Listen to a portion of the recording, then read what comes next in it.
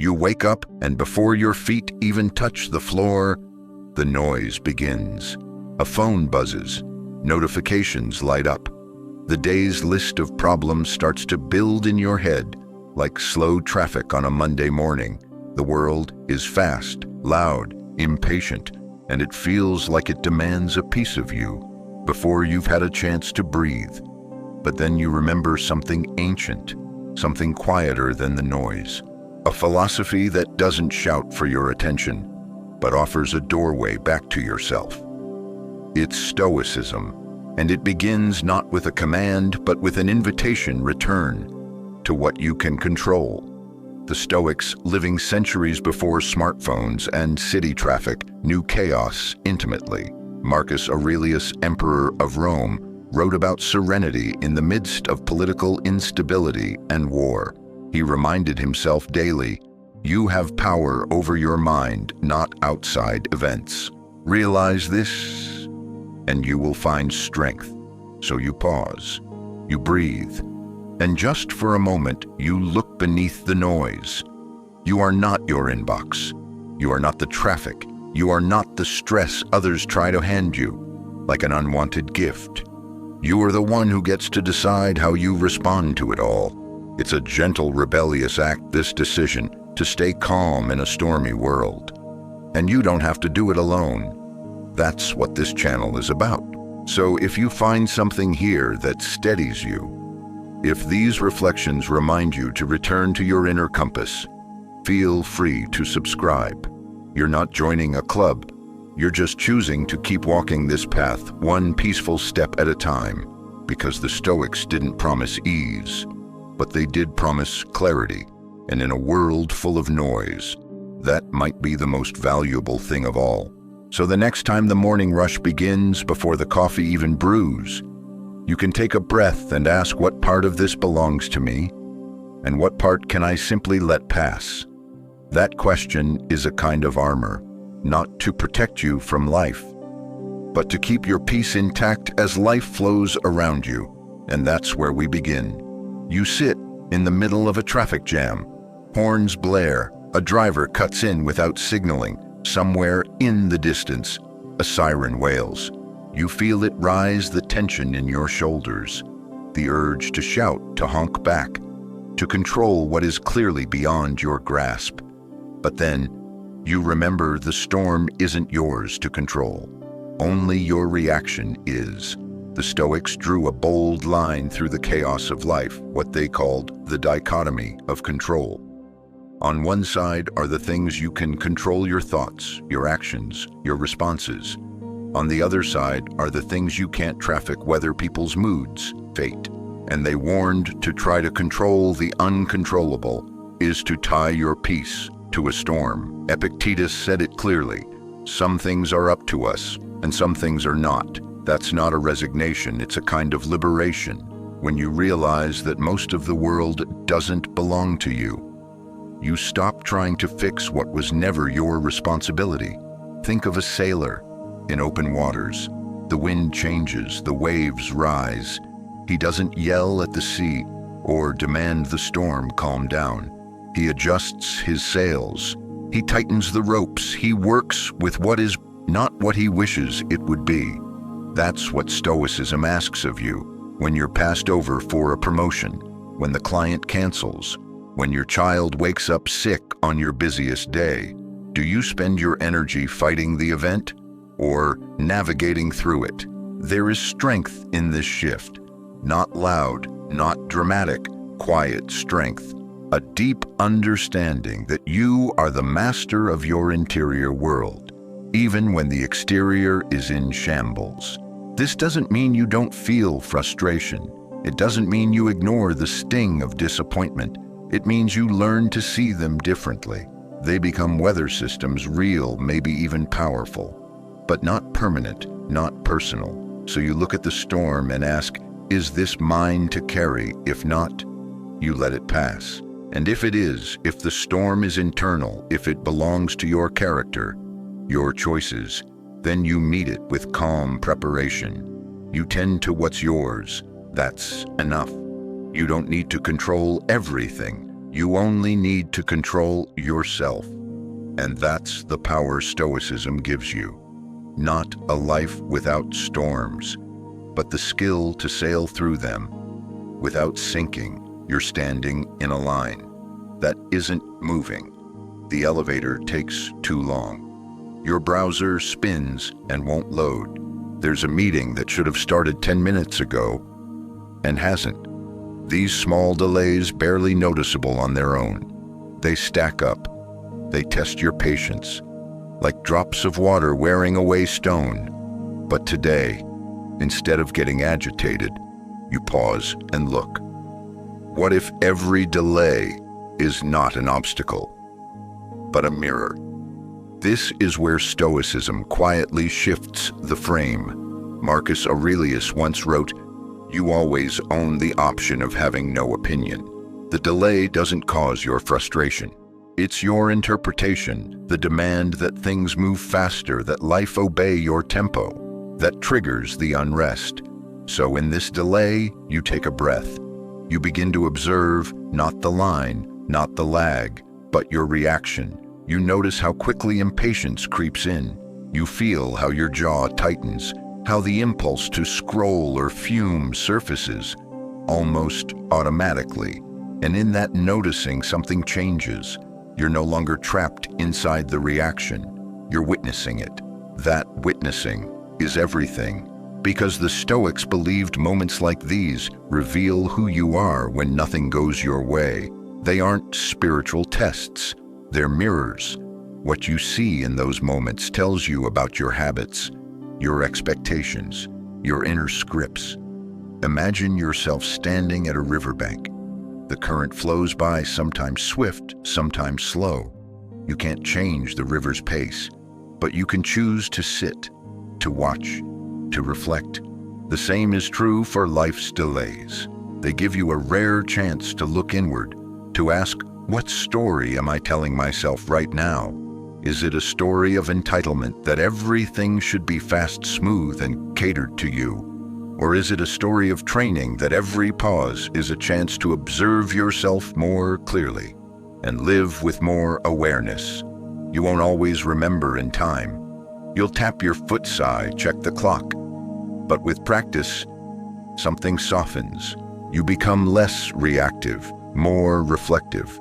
The world slows down a little, not because it changed, but because you did. The next time you're waiting, you might try this instead of reaching for your phone or muttering under your breath.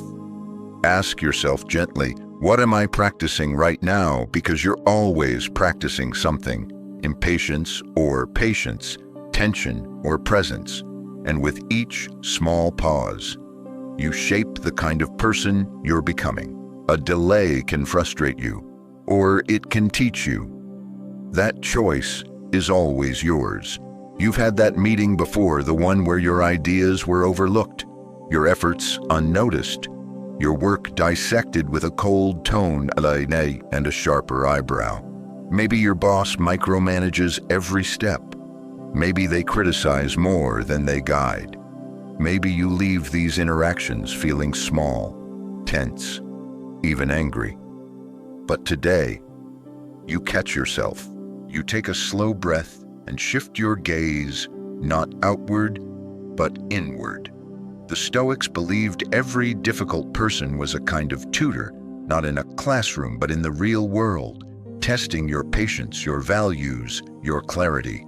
Marcus Aurelius, a man who governed one of the largest empires in history, reminded himself often, when you wake up in the morning, tell yourself, the people I deal with today will be meddling, ungrateful, arrogant, dishonest, jealous, and surly. He didn't say that to make himself bitter, but prepared. Stoicism doesn't ask you to like everyone. It doesn't ask you to smile while being treated unfairly. It asks something harder. Don't let others steal your virtue. Don't hand them the keys to your peace. Imagine a fortress. Its walls are made of your values, your patience, your honesty, your self-respect. Every time someone criticizes you unfairly or undermines you, they knock on that wall. but they can only enter if you open the gate. That's what reaction is. Opening the gate. So, what happens if you don't? What if you hear the criticism and pause? What if you silently think, this is my test, not of them, but of me? It doesn't mean you accept mistreatment. It means you respond with awareness instead of reflex. You choose the high ground, not because you're weak, but because your peace isn't cheap. You value it too much to throw it away on someone else's poor behavior. In time, you start to see these tough conversations differently. A harsh word becomes a chance to practice calm speech. An unreasonable demand becomes an opportunity to set boundaries with grace. The boss stops being the enemy and becomes the arena. And in that arena, your daily interactions become training for something greater, the kind of strength that doesn't require domination, and the kind of dignity that doesn't need applause. So when you face that next meeting, ask yourself, am I going in to prove something or to practice something? Let it be practice. Let the workplace become your dojo. You don't need the world to be fair, to be free. You just need to remember what belongs to you and what doesn't. You're in the middle of a crowded room. People talk over each other. Phones buzz. Deadlines loom. Everything feels urgent, loud, relentless. The day rushes at you like a wave trying to knock you off your feet. Your instinct is to match its speed, to push, to respond, to defend your place in the current. But what if you didn't?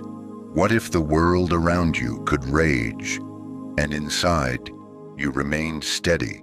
This is one of the central ideas of Stoicism, that peace is your responsibility, and it is far too valuable to be surrendered to noise. Seneca said it simply, no person has the power to have everything they want, but it is in their power not to want what they don't have. He was talking about desire, but the wisdom extends further. No one can promise you a calm life, but you can choose a calm spirit by not allowing every bit of chaos around you to dictate what happens within. You begin to realize this when you stop trying to control everything. The meeting that's poorly run, you show up prepared, then let go of the rest. The family drama you didn't ask for, you listen. You stay kind, and you don't get pulled in. The public meltdown of a stranger, you watch it like weather, something you observe, but don't absorb. Imagine walking through a storm with an umbrella. The wind howls, rain pelts the street, but you've brought your shelter. You stayed dry not because the storm stopped, but because you carried something stronger. That's what your Stoic mindset becomes, shelter in the storm. But this shelter takes practice. It means letting people be wrong about you without needing to correct them. It means letting go of arguments that are bait, not truth. It means asking yourself, do I want to be right, or do I want to be at peace? You don't need to accept chaos. You just don't have to invite it in. The Stoics called this ataraxia, a state of unshakable inner tranquility, not because the world is quiet, but because you are. And yes, there will be days when you fail. You'll lose your temper, fall into the trap, get swept up. That's okay. But every time you return to calm, every time you reclaim your center, you get a little stronger, a little freer. So the next time the world pulls at you, asks you to shout, react, rush, pause. Ask yourself, does this deserve my peace? If the answer is no, walk away internally, if not physically. Guard that peace like treasure. Because in a world that gives chaos away for free, stillness is the rarest wealth, and you already own it. Section 6. Feel it, then shape it. Anger flares. You were disrespected, misunderstood, overlooked. Your heart beats faster, your jaw clenches. You feel the heat rising, your mind spinning with clever retorts, or things you should say. Emotions arrive before thought, and sometimes they demand control of the wheel. But Stoicism teaches something different. It doesn't ask you to suppress what you feel. It asks you to hold it, observe it, and then shape it. Seneca wrote, "Anger and acid that can do more harm to the vessel in which it is stored than to anything on which it is poured." He knew that feelings are real and that letting them drive you unchecked often leaves wreckage behind. So instead of denying the feeling, you notice it. You feel the pulse of irritation, the tension behind your eyes. And in that noticing, something changes. You step outside of it. You are no longer consumed. You are curious. Why am I so triggered by this moment? What am I really afraid of? What story am I telling myself right now? This pause is sacred. It allows the emotional flame to flicker instead of roar. You see the feeling not as a command, but as data, a signal that something inside you cares, maybe too much, maybe in the wrong way. And now you have a choice, not a reaction, but a response. Think of emotions like clay. They arrive raw, shapeless, but with potential. You can let them sit and harden in their first form, sharp, jagged, unrefined. Or you can knead them, mold them into something useful, even beautiful. Anger becomes clarity. Sadness becomes compassion. Fear becomes caution, but only if you take time to shape them. In the modern world, this sounds almost revolutionary. So much of what you're told is reactive. Say it now. Post it fast. Don't let them get away with it. But the Stoic voice says, wait, feel, then act. Not from the fire, but from the embers, when the heat has cooled and the light remains. There will be times when your emotions win. You'll say something sharp, shut down, retreat, explode. That's human. But the more you practice this art of feeling and shaping, the more often you'll find that you can stand in the storm of your emotions and not be swept away. So the next time something stings or rattles or angers, you try this. Don't push it down. Don't push it out. Just hold it. Look at it.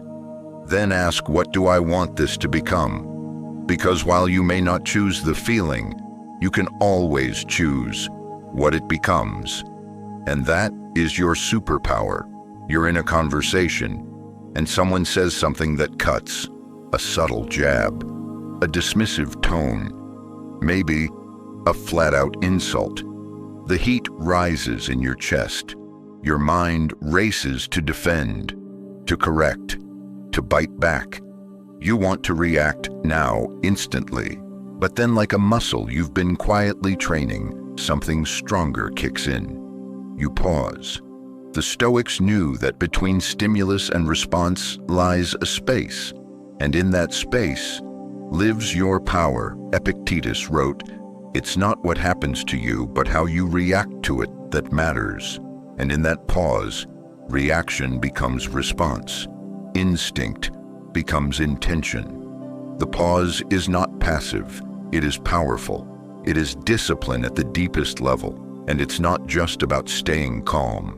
It's about staying free, because the moment you react without thinking, you give your power away. You let someone else's words control your mood, your choices, your day.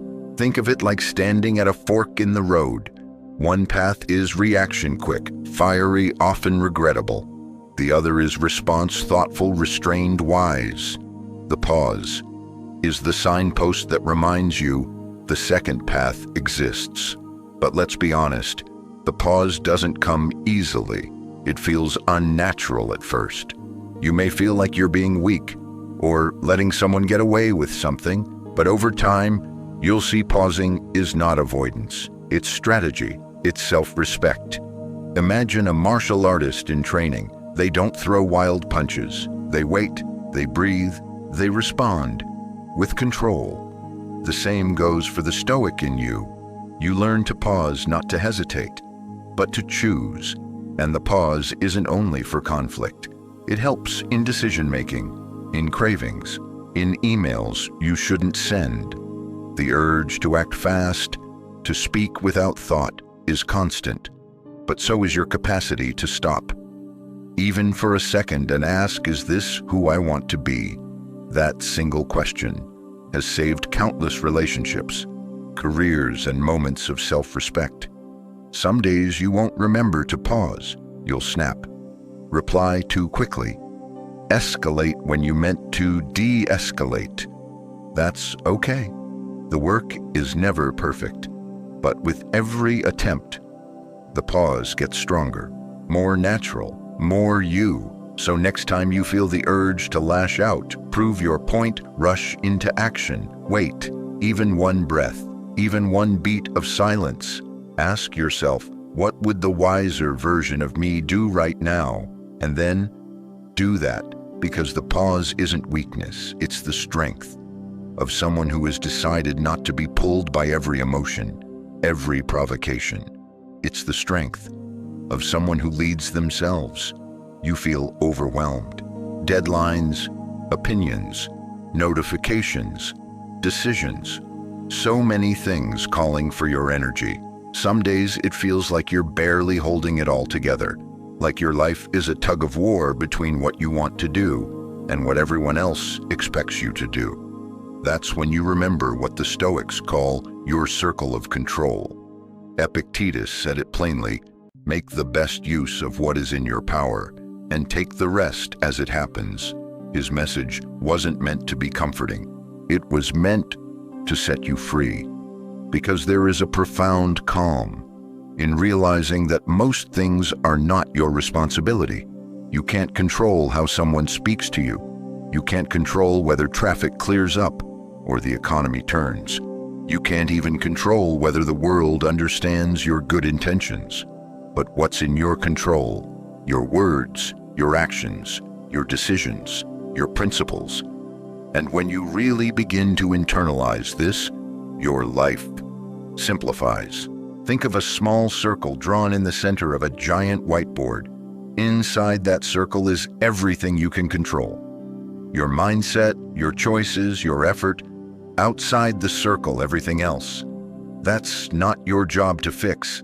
That's life unfolding. This doesn't mean you stop caring. It means you stop carrying what isn't yours.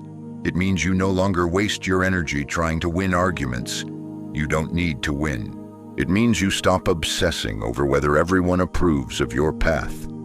It means you ask yourself daily, is this inside or outside my circle of power? When something falls inside, you act calmly, wisely, with intention. When something falls outside, you release gently, without resentment. This is a kind of strength most people never practice. Most people live in reaction to everything outside the circle, grasping, fixing, pleasing, chasing, but not you. You begin to live from the inside out. And here's the real surprise. The more you focus on what's yours, the more influence you naturally gain. Not because you demand it, but because you become centered, steady, and deeply respected. You become someone who isn't rattled by every shift in the wind. So the next time life feels too big, too chaotic, too loud, draw your circle in your mind, step inside it, breathe, and ask, what is mine to do right now? Then do only that. That's not avoidance, that's mastery. You look outside and notice the way clouds move slowly, without effort, the way trees sway, not to a schedule, but to the rhythm of the wind. Nature never rushes, and yet nothing is ever left undone.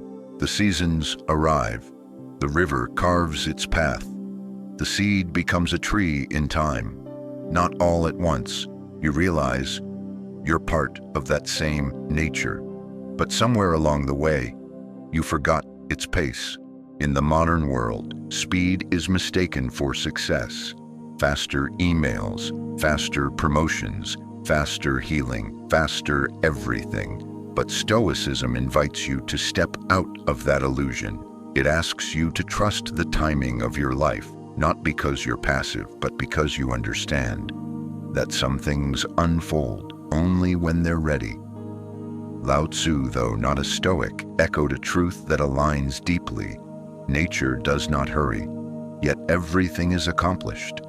Marcus Aurelius saw it too. He reminded himself to act like a vine that bears fruit in season, not before, not later. So when life feels slow, when progress seems stalled, or your path unclear, Stoicism reminds you the delay isn't failure, the wait isn't wasted. Think of a mountain stream. It doesn't rush because someone is watching. It flows at its own pace. When a stone blocks its path, it doesn't rage. It curves. That's you. The obstacle doesn't stop you. You find another way, another angle, another time. This mindset transforms how you approach goals, healing relationships, even daily routines. You begin to detach from the pressure of deadlines, set by comparison or anxiety. You start asking not, how fast can I get there, but am I becoming the kind of person who belongs there? And that's the deeper Stoic truth. The journey isn't just about movement. It's about alignment with nature, with reason, with your own growth. Some days you'll feel behind. You'll see others racing ahead, but you don't know their full story. You don't see what shortcuts they took or what lessons they'll have to circle back to learn. You're on your own path, and speed has nothing to do with its value. So when the voice in your head says, you should be further by now, pause and reply, I am not late, I am arriving. In nature, the cherry blossom blooms only in spring. The oak takes years to grow. Neither is rushed, neither apologizes. You too are unfolding. Let the rush belong to others. Let your growth be deep, not just fast. And let nature remind you what's meant to be unfolds in time, not pressure. Life has its way of testing you, not with easy quizzes, but with trials that bend your patience, stretch your beliefs, and expose your fears. A relationship crumbles, a job disappears, an illness enters without warning. These aren't inconveniences, they're upheavals. And they demand more than a good attitude. They demand resilience. This is where Stoicism offers one of its most powerful gifts, the reframing of adversity. What if hardship isn't something to escape, but something to train? In Marcus Aurelius wrote, the impediment to action advances action. What stands in the way becomes the way. To the Stoic mind, every obstacle is a forge. It doesn't just test your character, it builds it. Imagine a blacksmith hammering iron in the fire. The heat isn't the problem, it's the necessary condition for shaping strength. Likewise, your struggles aren't signs that life is broken. They're signs that life is offering you a chance to become more than you were. But this isn't just a poetic idea, it's practical. When you're going through something hard, you can ask, what is this teaching me? That comfort never could. Maybe the loss is teaching you detachment. Maybe the conflict is teaching you composure. Maybe the failure is teaching you humility, patience, or grit. This perspective doesn't erase pain, it transforms it. It takes your suffering, anoa, and gives it purpose, not as punishment, but as preparation. Think of a seed buried in the ground. From above, it looks like darkness and pressure, but inside something essential is happening, a breaking, a transformation, roots forming, growth beginning. That's what adversity often feels like. It breaks the surface of your comfort, so something deeper can grow. And yes, you will resist. You'll wish things were easier. You'll want the pain to end. That's natural. But in those moments, Stoicism doesn't offer cliches. It offers clarity. It says, you were made for this, not because you're invincible, but because you're capable. Every hardship becomes a place to practice virtue, not someday, but now, right here, in the tension, in the waiting, in the rebuild. You're not failing because it's hard. You're training because it is. So the next time life pushes hard, don't just ask, why me? Ask, What strength is being shaped in me right now? You won't always see it right away, but over time, you'll notice your roots are deeper, your stance is stronger, your presence is calmer. And one day, what once shook you no longer does, because you've trained for this. You walk into a room full of noise, complaints, comparisons, quick tempers. People chase status, power, attention. Some succeed, some fail, but most feel restless either way. There's a constant need to prove, to perform, to win, as if peace is awarded to the loudest voice or the most perfect plan. But you've chosen a different kind of path, one that's not about applause, one that doesn't need to be seen to be strong. This is the Stoic path, the pursuit of inner excellence, even when the world is too distracted to notice, and that is the quiet victory. Seneca said, "It is not the man who has too little, but the man who craves more that is poor."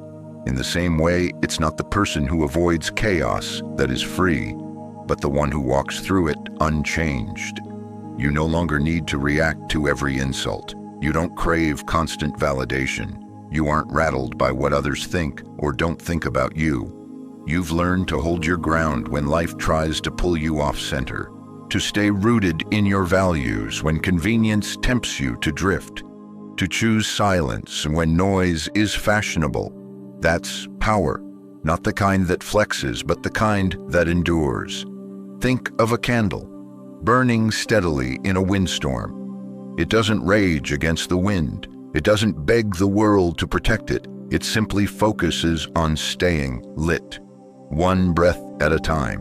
That's your calm. It doesn't shout, it doesn't rush, but it remains. And this isn't something you accomplish once and move on.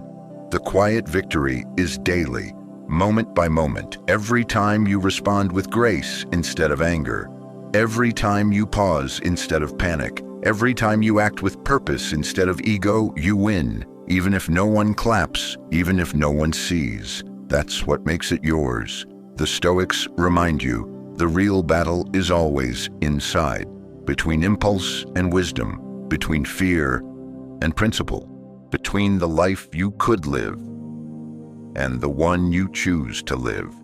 And when you choose wisely, even silently, you align yourself with something greater than approval. You align with truth. So the next time you face a moment of tension, conflict, or chaos, ask, what would the person I'm trying to become do right now? Then do that, quietly, firmly, with heart.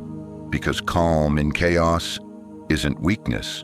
It's the most courageous act of all. And you who have chosen to walk this path not loudly, but deeply, you've already won. Final reflection. Calm is a daily choice. You've walked through traffic jams, hard conversations, long waits, and quiet doubts. You've looked at your emotions, your reactions, your inner habits. And now you stand here, not with answers written in stone, but with a new awareness. You see that Stoicism isn't a performance. It's not about pretending nothing bothers you. It's about learning to respond instead of react, to meet the world with open eyes and a steady heart. It's not the absence of chaos, it's the presence of clarity in the middle of it. Some days you'll remember everything you've read here. You'll breathe before you speak. You'll pause before you panic. You'll feel the storm and still choose your calm. Other days you'll forget. You'll snap, worry, spiral, and that's okay, because this path isn't about being perfect. It's about returning again and again to what you can control, your thoughts, your choices, your character. So when tomorrow comes and the noise returns, traffic, pressure, deadlines, demands, you'll have something solid to stand on. Not a rule book, not a script, but a practice. You'll remember, you are not your thoughts, but you can guide them. You are not the world, but you can walk through it with peace. You are not here to chase calm, you're here to choose it. And every time you do quietly, you shape the kind of person you're becoming. A Stoic, in the truest sense, not cold, not distant, but clear, present, grounded. Thank you for listening. And if this journey has helped you in any way, know that you're not alone. Every day, more of us are choosing this path, not to escape the world, but to face it with grace. Walk forward gently. You already carry what you need.